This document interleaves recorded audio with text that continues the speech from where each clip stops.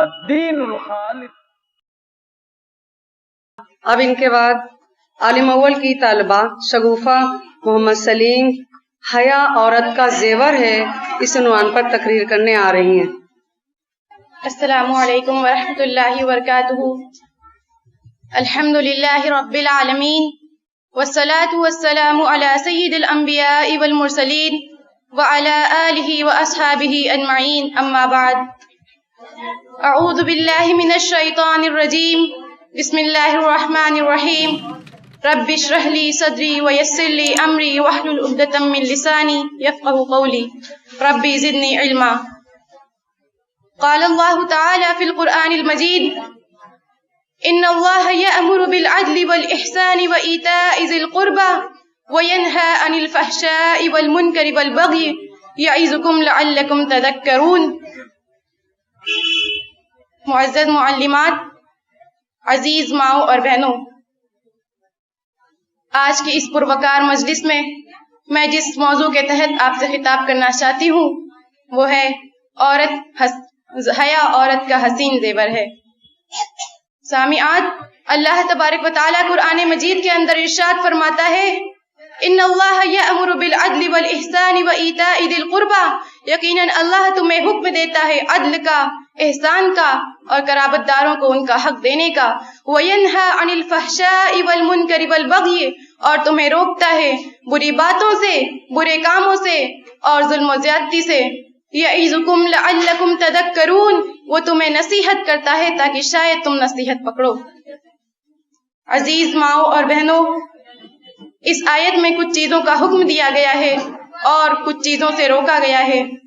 روکے جانے والی چیزوں میں سے ایک چیز بے حیائی ہے، جس کے لیے یہاں پر لفظ فحشا استعمال ہوا ہے۔ فحشا سے مراد بے حیائی کی باتیں، بے شرمی کی باتیں ہیں، ایسے اعمال ہیں جو حیا کے منافی ہوں۔ میری بہنوں، شرم و حیا ایک فطری خوبی ہے جو ہر انسان کے اندر رکھی گئی ہے، الا یہ کہ کوئی انسان اپنی فطرت کو مسخ کر دے۔ جو شخص شرم و حیا کے ساتھ اپنی زندگی کو گزارتا ہے وہ اپنے ایمان کو مکمل کرتا ہے، اور بے حیائی انسان کے ایمان کی دشمن ہے۔ میری بہنوں، حیا ہی وہ چیز ہے جس سے انسان اور حیوان میں فرق ہوتا ہے۔ حیوان کو اپنی ضروریات پوری کرنے کے لیے شرم و حیا کی ضرورت نہیں ہوتی، لیکن انسان جانوروں سے مختلف ہے۔ انسان کو اللہ نے عقل و شعور عطا کیا ہے، اور اس عقل و شعور کا تقاضا یہ ہے کہ انسان حیا سے کام لے، اور نبی صلی اللہ علیہ وسلم نے حیا کو ایمان کا حصہ قرار دیا ہے۔ فرمایا، الحیاء شعبۃ من الایمان، حیا ایمان کی ایک شاخ ہے، ایمان کا ایک حصہ ہے۔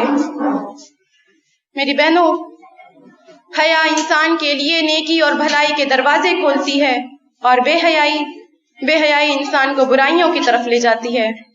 اور اسی لیے نبی کریم صلی اللہ علیہ وسلم نے ارشاد فرمایا، اذا لم تستحی فاصنع ما شئت، جب تم شرم و حیا نہ کرو، جب تمہارے اندر شرم و حیا باقی نہ رہے تو پھر تم جو چاہو کرو۔ گویا حیا آڑ ہے انسان اور برائی کے درمیان۔ عزیز ماؤں اور بہنوں، آج ہمارا معاشرہ نہایت تیزی سے بے حیائی کے دلدل میں دھستا جا رہا ہے۔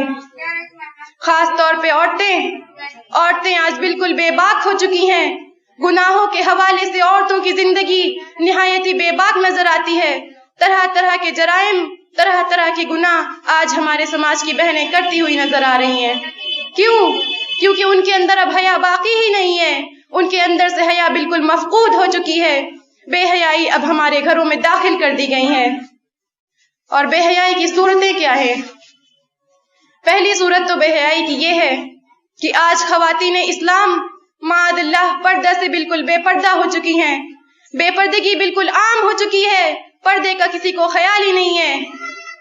آج میری بہنوں ذرا سوچے تو صحیح، آج آپ اپنے حسن کی نمائش کر رہی ہیں، آج آپ باریک اور پتلے کپڑے پہن کر اپنے حسن کو دنیا کے سامنے ظاہر کر رہی ہیں۔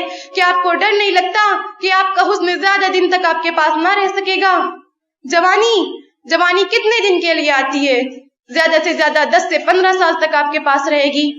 اپنی جوانی کی عمر میں آپ اپنے حسن کی نمائش کر لیں، اپنی جوانی کی عمر میں آپ اپنے حسن کی خوب نمائش کریں، پھر اس کے بعد کیا ہے؟ یہ جو آپ اپنے حسن کی نمائش کر رہی ہیں نا، اسی آپ کے خوبصورت چہرے کو کبھی قبر کے کیڑے کھائیں گے، کبھی قبر کی مٹی کھائے گی۔ عزیز ماؤں اور بہنوں، جس کا زیور حیا تھا، وہ عورت جس کا حسن حیا تھا، وہ عورت جس کی زینت حیا تھی، وہ عورت جو شرم و حیا کی پیکر تھی، وہ عورت کی شرم و حیا کی چادر جس کی پہچان تھی، آج اسلام کی ماننے والی وہ عورتیں فلموں کو دیکھ کر، سیریلوں کو دیکھ کر، کہانی قصوں کو سن کر، مختلف ڈراموں کو دیکھ کر آج بے حیائی کے راستے پر جا رہی ہیں۔ میری بہنیں یاد رکھیں، حیا عورت کا حسین زیور ہے۔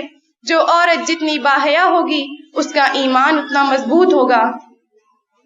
لیکن افسوس آج ہمارے اندر حیا باقی نہیں ہے، اور اس کا ثبوت یہ ہے کہ لوگوں کو چیزیں اب بری نہیں لگتی۔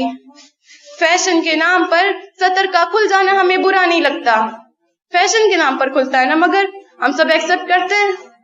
تو اب اس چیز کو سمجھیں، یہ چیز آپ کے اور میرے لیے اس وقت جتنا آؤٹ آف کنٹرول لگ رہی ہے، اتنا ہی میرے اور آپ کے کنٹرول میں بھی ہے۔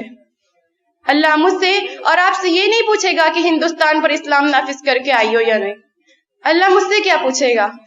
اپنے 5 فٹ کے جسم پر کتنا اسلام نافذ کیا، کتنا عمل کیا، اور اپنی اولاد کو کن کنسرنز پر چھوڑ کر آئی ہو، کن حالات پر چھوڑ کر آئی ہو، انہیں اللہ سے کتنا جوڑ کر آئی ہو۔ میں یہ بھی نہیں کہہ رہی کتنا بدل کر آئی ہو، چھوڑ دیں، بدلنا آپ کے ہاتھ میں نہیں ہے، لیکن ان کی اچھی تربیت آپ کی ذمہ داری ضرور ہے۔ میری بہنوں، جس معاشرے میں برائیاں اتنی تیزی سے پھیل رہی ہوں، وہاں مائیں غافل کیسے رہ سکتی ہیں؟ لیکن افسوس، آج ماؤں کا کیا انداز ہے اولاد کی تربیت میں؟ ابھی تو چھوٹی بچی ہے، میری بہنوں، یہ ایک ایسا جملہ ہے جو بچیوں سے بچپن میں ہی سنجیدگی، شائستگی اور وقار کو ختم کر دیتا ہے۔ پھر جب وہ بچیاں جوانی کے دہلیز پر پہنچتی ہیں تو اپنے اندر حیا کو مفقود پاتی ہیں۔ یہ بات یاد رکھیں میری بہنوں کہ درخت کی ٹہنی ایک بار اگر اپنے ٹیڑھے پن کے ساتھ بڑی ہو جائے تو وہ ٹوٹ تو سکتی ہے لیکن سیدھی نہیں ہو سکتی۔ اسی لیے میری بہنوں، اپنی بیٹیوں کو بچپن ہی سے شرم و حیا اور شائستگی کی تعلیم دیں اور انہیں پردہ کرنے کی عادت ڈلوائیں، اس لیے کہ جب آپ انہیں بچپن سے ہی پردے کی عادت ڈلوائیں گی تو وہ بچیاں بڑی ہو کر ہرگز بھی بے پردگی کی طرف آمادہ نہیں ہوں گی۔ اللہ تبارک و تعالیٰ قرآن مجید کے اندر ارشاد فرماتا ہے، قُل لِّلْمُؤْمِنَاتِ يَغْضُضْنَ مِنْ أَبْصَارِهِنَّ وَيَحْفَظْنَ فُرُوجَهُنَّ وَلَا يُبْدِينَ زِينَتَهُنَّ إِلَّا مَا ظَهَرَ مِنْهَا وَلْيَضْرِبْنَ بِخُمُورِهِنَّ عَلَى جُيُوبِهِنَّ۔ اے نبی، آپ مومنہ عورتوں سے کہہ دیجئے کہ وہ اپنی نگاہیں پست رکھیں اور اپنی شرمگاہوں کی حفاظت کریں، وَلَا يُبْدِينَ زِينَتَهُنَّ إِلَّا مَا ظَهَرَ مِنْهَا، اور یہ کہ وہ اپنی زینت کا اظہار نہ کریں اور اللہ یہ کہ جو چیز ان سے ظاہر ہو جائے، وَلْيَضْرِبْنَ بِخُمُورِهِنَّ عَلَى جُيُوبِهِنَّ، اور اپنے گریبانوں پر اپنی اوڑنیوں کو ڈالے رہیں۔ میری بہنوں، بار بار اجتماع میں اس پر گفتگو کی جاتی ہے، لیکن کیا ہو گیا ہے میری قوم کی بہنوں کو کہ ان کے کانوں پر جوں تک نہیں رینگتی؟ میری بہنوں، آج مسلمان بہنیں جدید فیشن کے نام پر، روشن خیالی کے نام پر اللہ اور اس کے رسول کی نافرمانیاں کر رہی ہیں، لیکن میں آپ کو یہ پیغام دینا چاہتی ہوں، دل کے کانوں سے سنیں، میرے رب کا قرآن پکار پکار کر کہہ رہا ہے، اِنَّ بَطْشَ رَبِّكَ لَشَدِيدٌ، بے شک تیرے رب کی پکڑ بڑی سخت ہے۔ میری بہنیں، آپ اپنے آپ پر رحم تو کریں، کتنے کمزور اور نازک ہیں ہمیں صنف نازک کہا گیا ہے، ہم اتنے کمزور ہیں کہ اگر ہم ایک چھپکلی کو دیکھ لیں تو ڈر جاتے ہیں، اگر کوئی کتا ہمیں دوڑا لے تو ہم اس سے ڈر کر دوڑ پڑتے ہیں۔ میری بہنوں، جو لوگ کتے کے دوڑانے کو برداشت نہ کر سکیں، جو چھپکلی کو دیکھ کر ڈر جاتے ہوں، وہ اللہ کے عذاب کو کیسے برداشت کر سکیں گے؟ اللہ اگر اپنا عذاب پہاڑوں پر ڈال دے تو وہ پہاڑ بھی اللہ کے عذاب کو برداشت نہیں کر سکتے، وہ پہاڑ بھی ریزہ ریزہ ہو جائیں گے۔ میری بہنوں، پھر ہم انسانوں کی کیا اوقات ہے؟ اللہ سب مسلمانوں پر رحم فرمائے۔ میری بہنوں، آج معاشرے میں بے حیائی عام ہونے کی ایک اور بڑی وجہ سوشل میڈیا کا فتنہ ہے، اور آج خاص طور سے آپ دیکھیں گے یہ فتنہ اپنے عروج پر ہے۔ آج یہ نیا کانسیپٹ آ گیا ہے نا پچھلے 5-6 سالوں سے، make us independent. ہمیں آزادی چاہیے. ہمیں جانے دینا امی. ہمیں جانے کیوں نہیں دیتی ہیں آپ؟ ہمیں کیوں قید کر کر کے رکھتی ہیں؟ آپ کو ٹرسٹ نہیں ہے ہم پہ؟ آپ کو کیا لگتا ہے یہ کانسیپٹ، یہ تصورات ان کے دماغ میں کہاں سے آتے ہیں؟ میڈیا آس پاس کی دنیا ڈال رہی ہے. کیا کچھ نہیں چل رہا سوشل میڈیا پر؟ آج مسلمان لڑکیاں اپنے ویڈیوز سوشل میڈیا پر اپلوڈ کر رہی ہیں، ناچ گانے کے، بے حیائی کے، اور نہ جانے کتنے خرافات ہیں. مسلمان بچیاں اس لیے پیدا ہوئی ہیں کہ اپنی زینت کا اظہار کریں. وَقَرْنَ فِي بُيُوتِكُنَّ وَلَا تَبَرَّجْنَ تَبَرُّجَ الْجَاهِلِيَّةِ الْأُولَى. جاہلیت کی طرح اپنی زینت کا اظہار کرنا یہ مسلمانوں کا طریقہ نہیں ہے. مسلمان بچیاں شریف النفس ہوتی ہیں، وہ اپنی زینت کو خاص رکھتی ہیں اس کے لیے جس کے لیے اسے بنایا گیا ہے. ان کی زینت عام نمائش کے لیے نہیں ہے. اسی طرح میری بہنوں، آج لڑکوں سے دوستی کو بھی فیشن سمجھا جا رہا ہے، اور یہ فتنہ بھی سوشل میڈیا کے ذریعہ ہی وجود میں آیا ہے.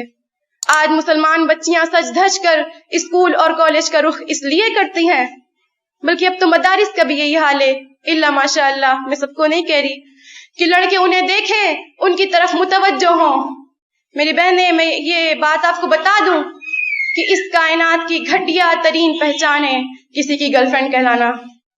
اما عائشہ کی بیٹی کا کردار اتنا کمزور ہرگز نہیں ہونا چاہیے کہ وہ نامحرم سے اس کی محبت کی بھیک مانگتی پھرے، کہ اس کا ساتھ اس کی محبت حاصل کرنے کے لیے ہر حد سے گزر جائے. ایک بیٹی کو اتنا مضبوط تو ہونا چاہیے کہ اس کے لیے اس کی شرم اس کی عزت و آبرو سے بڑھ کر کچھ نہ ہو، اور ایمان اتنا پختہ تو ضرور ہو کہ ابن آدم کو اسے پانے کے لیے اپنا تعلق اللہ سے جوڑنا پڑے، اللہ کے سامنے گڑ گڑانا پڑے، اللہ کے سامنے رونا پڑے. کیونکہ محبت قیمتی ضرور ہے مگر عزت انمول ہوتی ہے، اور ایک مسلمان بیٹی کی عزت تو اس کائنات کی انمول ترین شے ہے. میری بہنوں، لہٰذا ضرورت اس بات کی ہے کہ آپ اپنے مقام کو پہچانیں. آپ نبی کی امتی ہیں، اپنی عصمت و آبرو کو سمجھیں اور اپنی آبرو کا سودا نہ کریں. آپ خود بھی اسلامی حدود کی پابندی کریں اور اپنی اولاد کو بھی اللہ سے جوڑیں. آپ انہیں بتائیں کہ اللہ انجوائمنٹ کی ہر چیز اپنے وقت پر دے دیتا ہے. میری بہنوں، آپ دین کے علم بردار ہیں، آپ پر ذمہ داری ہے. آپ کو اپنی کلاس کی لڑکیوں کو، اپنی یونیورسٹی کی لڑکیوں کو اور اپنی سوسائٹی کی لڑکیوں کو صحیح راستے پر لے کر آنا ہے. اور اگر آپ کے گھروں کے اندر آپ کے بھائی یا آپ کے شوہر ان چیزوں میں انوالو ہیں خدا نخواست، تو پلیز اپنی دعاؤں کو بڑھا دیجئے. اور جہاں تک شوہر کا معاملہ ہے تو ان کے ساتھ پیار محبت کا معاملہ ایسا رکھیے کہ ان کو کسی دوسری عورت کی طرف نگاہ اٹھا کر دیکھنا نہ پڑے. میری بہنوں، اگر کوئی میری بہن غلطی سے گناہ کر چکی ہے تو وہ پریشان نہ ہو. It's never too late. ہدایت جب بھی نظر آ جائے، اٹس نیور ٹو لیٹ. آپ توبہ کر لیں، اللہ آپ کی توبہ قبول فرما لے گا انشاءاللہ. ان اللہ یحب التوابین.